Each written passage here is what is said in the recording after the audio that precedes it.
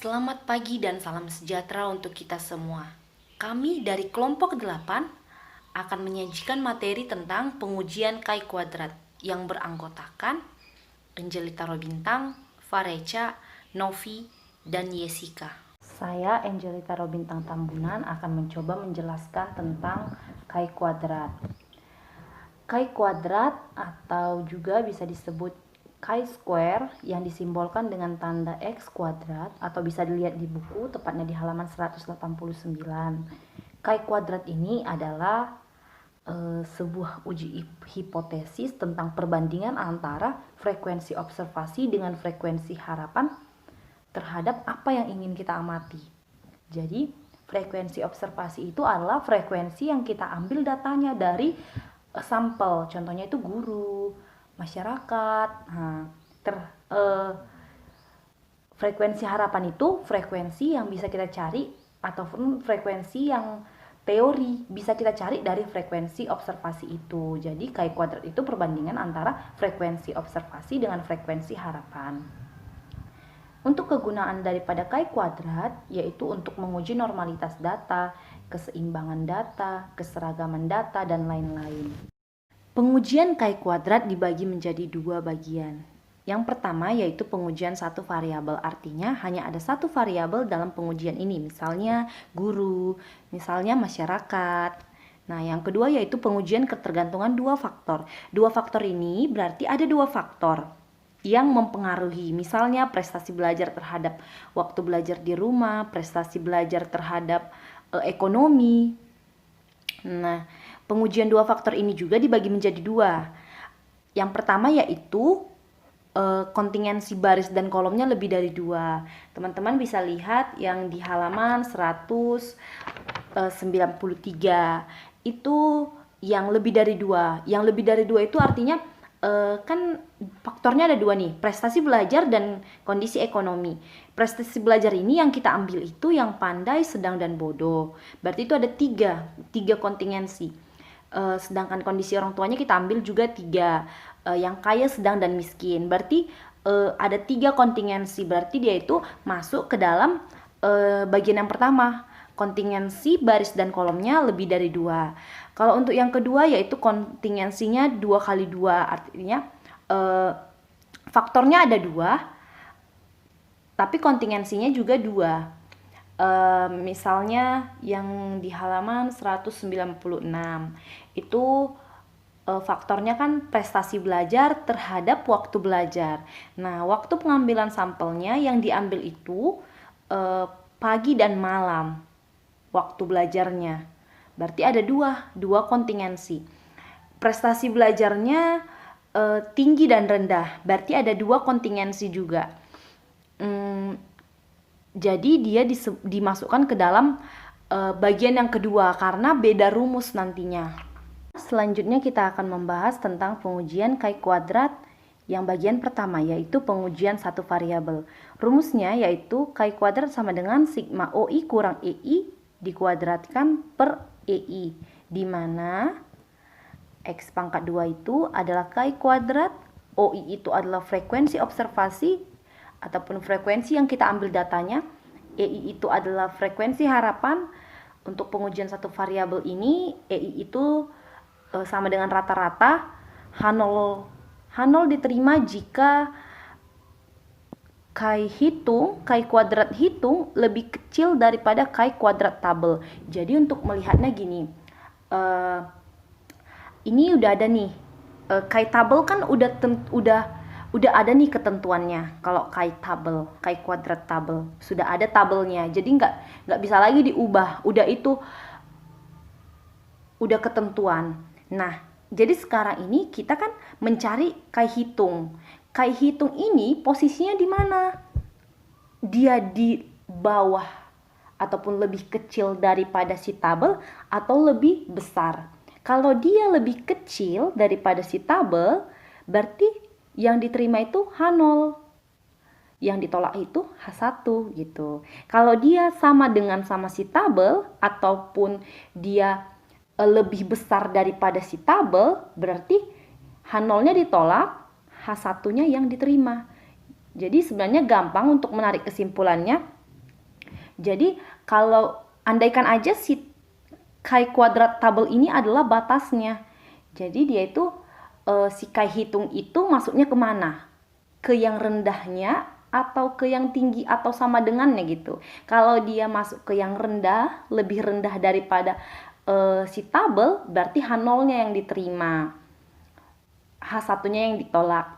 Tapi kalau dia lebih tinggi ataupun sama dengan nilai yang si tabel yang sudah ditentukan pada tabel, berarti itu yang ditolak itu H0, yang diterima itu H1. Nah, untuk alfa masih tetap sama, alfa itu adalah taraf signifikan. Selanjutnya, kita akan membahas contoh soal. Contoh soal ini ada di halaman 190. Peneliti ingin menguji apakah terdapat perbedaan frekuensi mengenai pendapat guru terhadap ujian nasional dalam menentukan kelulusan siswa. Berarti ini yang mau kita uji ini adalah mengenai pendapat guru terhadap apakah UN itu berpengaruh dalam menentukan kelulusan siswa. Nah, dari observasinya, data yang didapat yaitu ada 18 guru yang setuju, 20 guru yang ragu-ragu, 46 guru tidak setuju. Maka jumlah gurunya di sini ada 84 guru. Untuk H0 itu hipotesis penelitiannya H0 yaitu tidak terdapat perbedaan mengenai pendapat guru terhadap UN dalam menentukan kelulusan. Kalau H1-nya itu berarti terdapat perbedaan. Selanjutnya kita akan menghitung nilai chi kuadrat hitungnya. Kan tadi kita sudah mendapatkan data dari observasi yang kita lakukan. Untuk guru yang setuju berapa? 18. Untuk guru yang ragu-ragu 20 dan tidak setuju itu ada 48 guru. Maka total guru dalam observasi ini ada 84 guru. Nah, untuk EI, untuk pengujian satu variabel ini, dia itu bisa dibilang rata-rata. Maka jumlahnya 84 guru dibagi 3. Jadi EI itu frekuensi harapannya itu 28. Nah, selanjutnya tabel selanjutnya itu OI dikurang EI. Kita kurangkan, lalu kita kuadratkan, maka dapatlah 164.324. Nah, selanjutnya untuk mencari chi kuadrat itu sigma OI dikurang EI dikuadratkan per EI. Nah, kolom yang terakhir itu yang OI kurang EI dikuadratkan kita perkan 28, 100 per 28, 64 per 28, 324 per 28. Maka dapatlah hasilnya 3,571, 2,285, 11,571. Maka sigma semuanya itu yang hasilnya 17,427 itulah nilai si chi kuadrat hitung. Chi kuadrat hitung itu kan sigma, jadi jumlah keseluruhannya. Nah, selanjutnya udah dapat nilai si chi kuadrat hitungnya, berarti kita mencari si chi kuadrat tabel. Cara melihat chi kuadrat tabel itu chi kuadrat 1 dikurang alfa, K dikurang 1. 1 dikurang alfa, kan kalau alfanya tidak diketahui, seperti yang dijelaskan kelompok-kelompok sebelumnya, alfanya itu berarti 0,05. Nah, berarti 1 dikurang alfa, berarti 0,95. Iya kan? Karena 1 dikurang 0,05 itu sama dengan 0,95. Baru K dikurang 1. K dikurang 1 itu sama dengan, karena ini ada 3, kolomnya ada 3, setuju, ragu-ragu, dan tidak setuju, dikurang 1 berarti 2. Ada 2. Berarti chi kuadrat tabel di 0,95 di derajat kebebasan yang 2. Itu bisa kita lihat pada tabel yang di balik yang di halaman terakhir buku kita, tepatnya di halaman 328. Nah, kita lihat kai kuadrat yang 0,95. Kita pergi dulu ke yang kai kuadrat 0,95. Lalu kita ke derajat kebebasan kedua, yang 2. Berarti dia itu derajat kebebasan pertama 3,841, derajat kebebasan kedua itu di 5,995. Maka itulah nilai si kai kuadrat tabel 0,95 derajat kebebasannya 2, yaitu 5,991.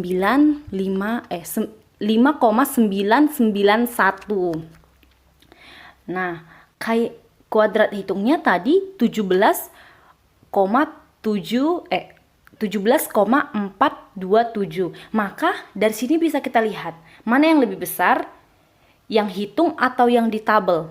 Nah, yang hitung kan otomatis dia udah berada di atas, udah di atas daripada batasnya. Nah, berarti siapa yang diterima, siapa yang ditolak? Berarti yang diterima itu H1, yang ditolak itu H0 gitu.